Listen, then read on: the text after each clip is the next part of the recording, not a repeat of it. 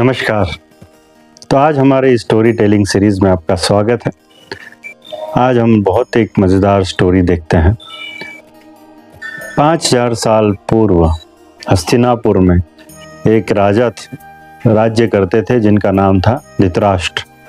तो धृतराष्ट्र को 100 पुत्र थे जिन्हें कौरव कहा जाता था, और उनका भाई, उन्हें 5 पुत्र थे जिसे पांच पांडव बोला जाता था। तो ऐसे एक समय आया कि इन 5 पांडवों में सबसे बड़े जो थे वो युधिष्ठिर थे, और इन 100 कौरवों में सबसे बड़ा जो था वो दुर्योधन था। तो एक समय आया कि भाई उन दोनों में से चूज़ करना है कि भाई अगला उत्तराधिकारी कौन होगा। तो विचार आया कि भाई इनको कोई ना कोई एक आधा टास्क दिया जाए। तो बहुत सारे टास्क दिए गए, उसमें से आज एक टास्क हम लोग देखते हैं।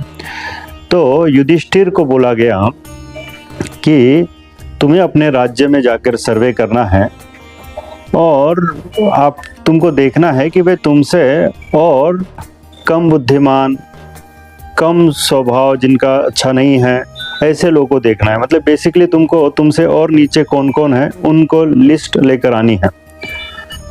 और दुर्योधन को कहा गया कि भाई तुमसे और अच्छे व्यक्ति कौन है, तुमसे और श्रेष्ठ लोग कौन हैं, उनकी लिस्ट तुमको लेकर आनी है। तो दोनों को भेजा गया।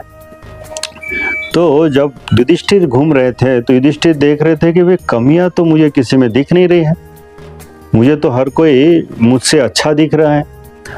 तो वैसे उन्होंने बहुत लोगों से बात की, इंटरव्यू लिया, बहुत लोगों से बातचीत करते करते उन्हें तो किसी में कोई कमी दिख ही नहीं रही थी। उनको जो भी व्यक्ति से वो मिल रहे थे वो व्यक्ति उनको उनसे श्रेष्ठ लग रहा था। तो ऐसे करते करते जब वो रिटर्न जा रहे थे अपने राज्य की तरफ, तो रिटर्न जाते जाते उनको एक व्यक्ति दिखा जो कुएं से पानी निकाल रहा था। तो इनको लगा कि देखो आज तो एकादशी है, और वो भी निर्जला एकादशी है। तो उस ज़माने में तो सब लोग उपवास करते थे। तो इन्होंने सोचा कि भाई इसको उपवास नहीं है तो कुएं से निकाल कर पानी पीने वाला है, चल के उसको देखते हैं, क्योंकि उन्हें एक वैसा व्यक्ति मिला कि जो नियमों का पालन नहीं करता है। तो उन्होंने उनको बोला, अरे भाई आज तो एकादशी है और आप कुएं से पानी निकाल कर पी रहे हैं। बोले, हाँ भाई मैं तो एकादशी का पालन कर रहा हूँ, ये कुएं का जो पानी है ये तो मैं अपने घोड़े के लिए निकाला है। तो युधिष्ठिर महाराज को तो लगा कि भाई हमें तो एकदम, उनको अपने आप पे थोड़ा सा गुस्सा भी आया कि हम कितने जजमेंटल है।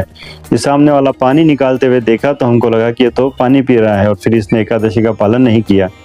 और फिर युधिष्ठिर महाराज समझ गए कि देखो मुझसे और कम स्वभाव वाला, मुझसे एक खराब व्यक्ति और कोई नहीं है, सबसे गलत आदमी जो हूँ मैं खुद ही हूँ। तो वो चले गए।